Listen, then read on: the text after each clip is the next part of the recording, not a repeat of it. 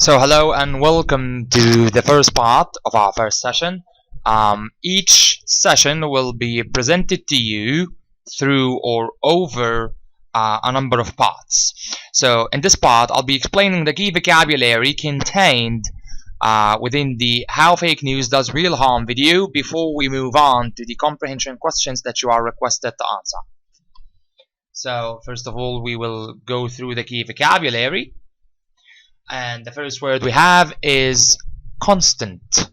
Constant. So repeat after. I demand that you repeat after me. Kindly repeat after me. Constant. Constant. Constant. Constant. Constant. Now, bear in mind that the A letter is not pronounced. It's pronounced as a schwa sound, and that's an unstressed sound. We don't say constant, we don't say constant, we say constant. Constant. So it's like you hold on to the t sound and then you move on to the n sound. So it's constant. Constant. It means happening all the time. If something is constant, happens all the time. So the baby needs constant attention. So the baby needs attention all the time. Or from the video, the girl was having she was in constant pain or constant anguish or agony. Constant agony. So agony is severe pain. So the girl was in constant pain, or the girl was in constant agony. Okay, repeat after me. Agony, agony, agony, agony.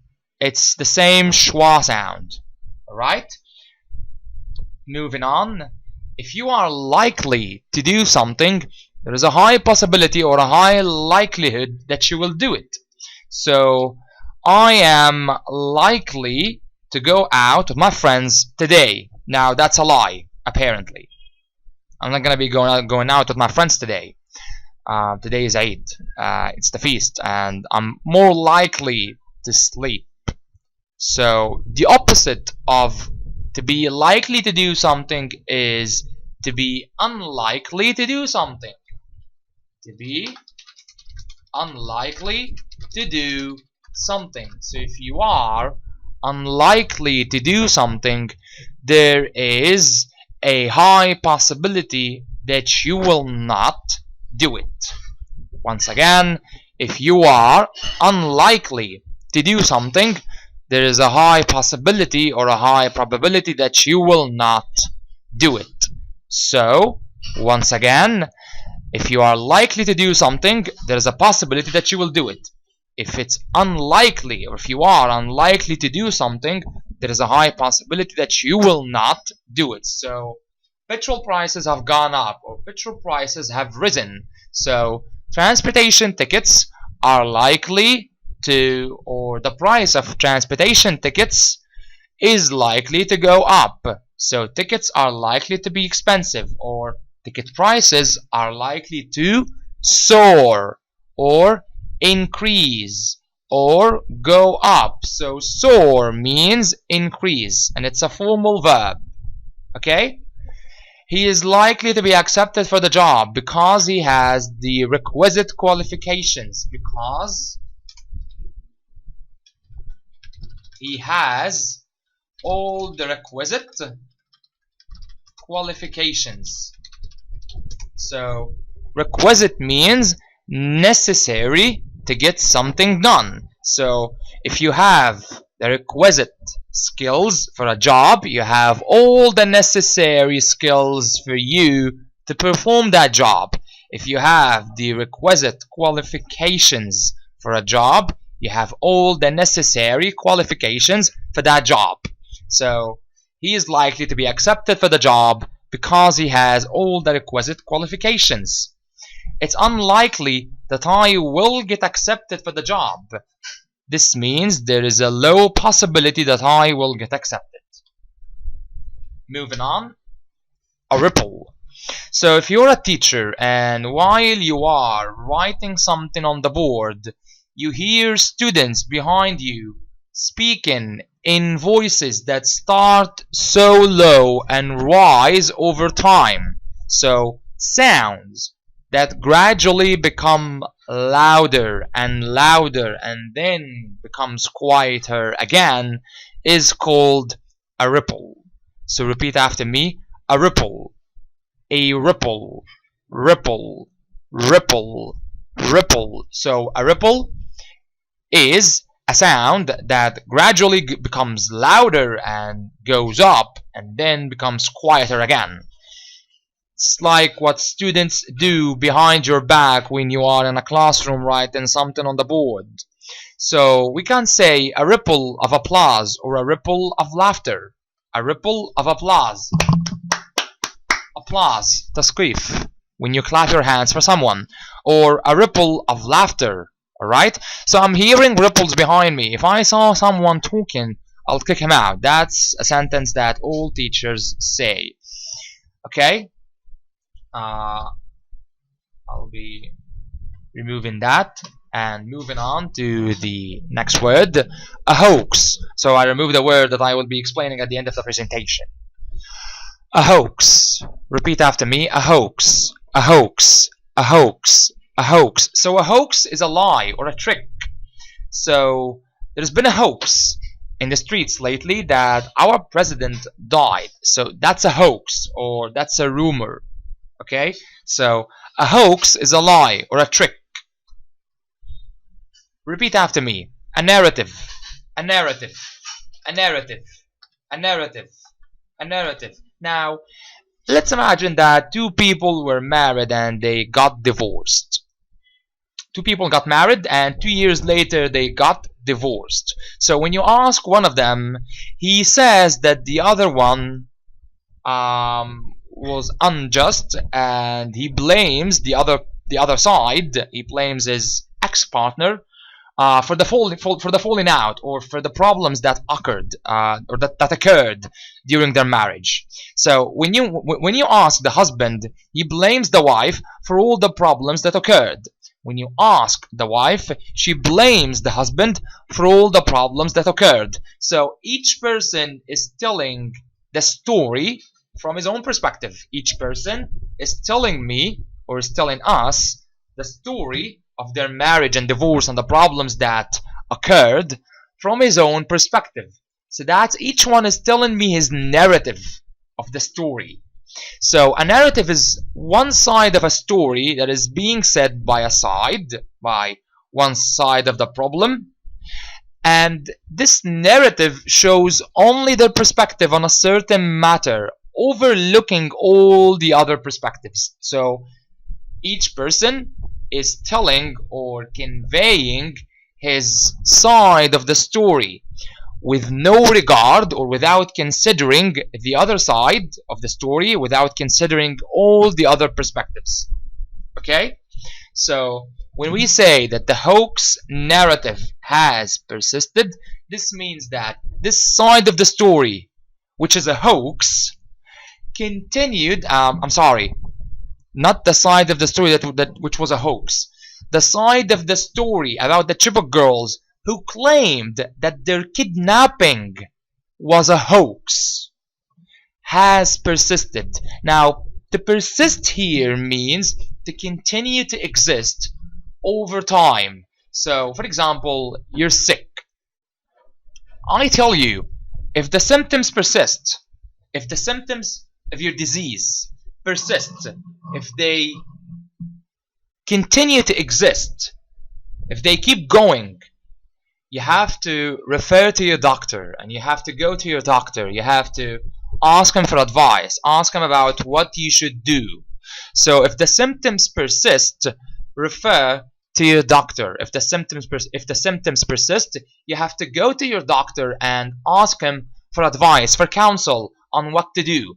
So when I said the hoax narrative has persisted, and you will hear this sentence within the video that you will be asked to answer comprehension questions about. The hoax narrative has persisted. This sentence means that the side of the story, the narrative, the side of the story that claims that the Chibok girls' kidnapping was a hoax persisted. This side of the story, this narrative persisted or continued to exist. That's what I mean. Now, the next word is devastated. Repeat after me. Devastated. Devastated. Devastated. Devastated. Devastated.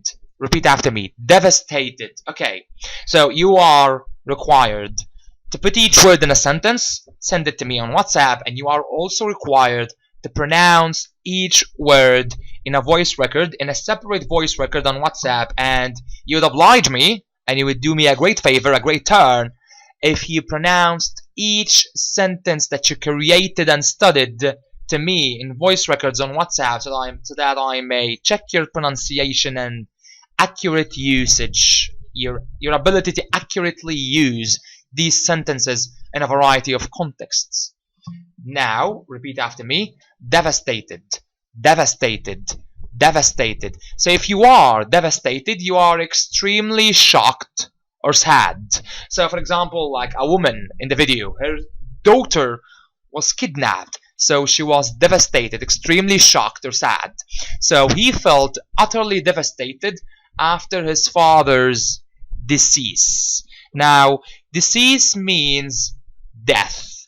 Repeat after me. Decease. Decease. Decease. So he felt utterly devastated after his father's decease. He felt utterly devastated after his father's decease. Notice the discrepancy or the difference between disease. So here the S letter is pronounced as a Z sound.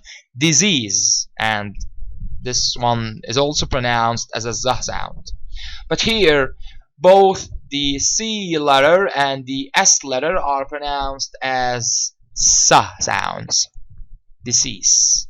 Disease. So let me write them down here. This is Z and this is S, as a gentle reminder to you as you pronounce these sentences, these words. Repeat after me. Inevitably. Inevitably. Inevitably. Inevitably. So inevitably, like we say it when we would like to manifest, or when we would like to say that something will happen no matter what. If something will happen and you can't stop it, it will inevitably happen. So we can say, for example, that inevitably we will all die one day. So this is something that's going to happen one day, no matter what, and you can't stop it. It's inevitable to abandon Egypt. So the adjective is inevitable. The adverb is inevitably. So bear close or pay close attention, pay careful attention to the type of each word.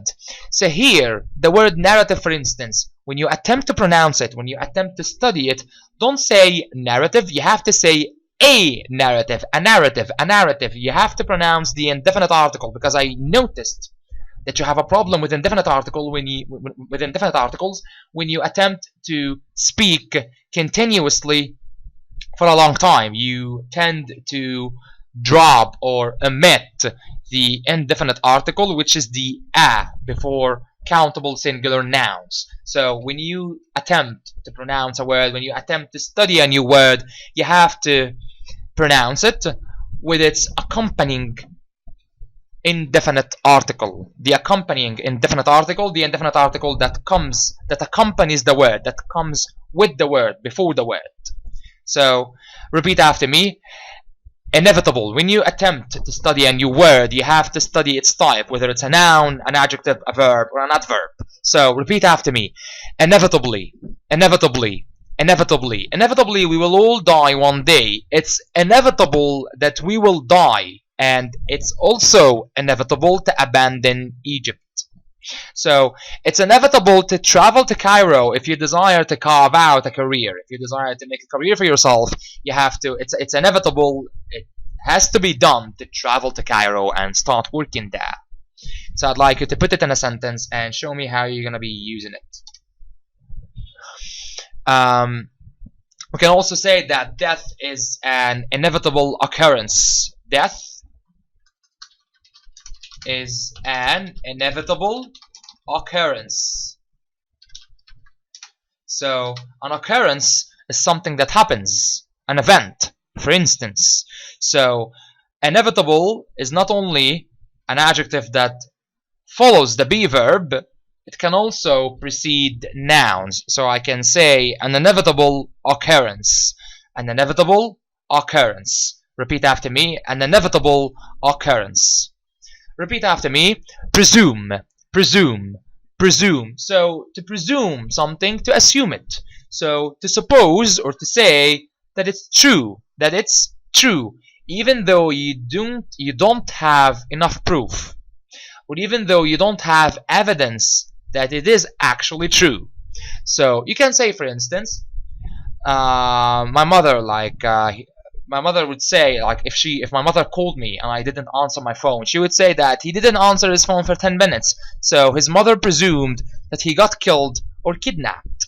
So that's a norm of all mothers. So he didn't answer his phone for 10 minutes. So his mother presumed or assumed, said or claimed or supposed that he got killed or kidnapped, but she doesn't have proof. The girls were presumed dead, the Chibok girls, so they were presumed dead.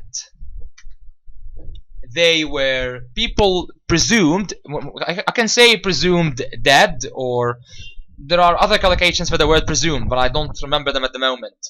I'll get them to you. So they didn't, or they hadn't found the Chibok girls for 3 years. So they presumed that they were dead, or the girls were presumed dead. So that's a sentence in the passive. Pay close attention to it.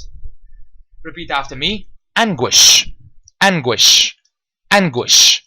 Anguish. So anguish is extreme pain or mental suffering, and they used it to describe the mothers. The mothers of the Chibok girls were filled with anguish. So he is feeling anguish, or he is filled with anguish because he doesn't know what happened to his daughter. Okay, so anguish is extreme pain or mental suffering. We can use the word anguish collocates with the word be filled with. So I can say be filled with feelings, dread, anxiety, anguish, agony, distress, sorrow. These are feelings that can collocate with the word be filled with. You can say to have a sense of anguish, or to have a pang of anguish. A pang of anguish is a sudden feeling of anguish. So a pang of is a sudden feeling of. Repeat after me.